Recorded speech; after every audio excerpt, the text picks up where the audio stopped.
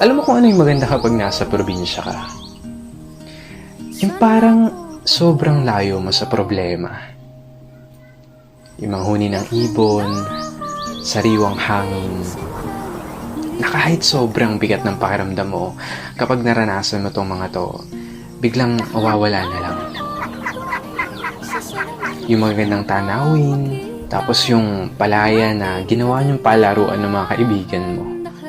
Sarap talagang mumuhay sa probinsya, no? Yung para talagang napakalayo mo sa problema. Yung parang napakalayo mo sa malupit na sistema ng mundo. Na kapag nasa probinsya ka, mararamdaman mo talaga yung halaga ng sarili mo kesa sa iba. At mapapasabi ka na lang na there's no place like home or like probinsya. At ikaw na nanonood nito ngayon, masaya ako at naparamdam ko sa'yo ang pamumuhay sa isang probinsya.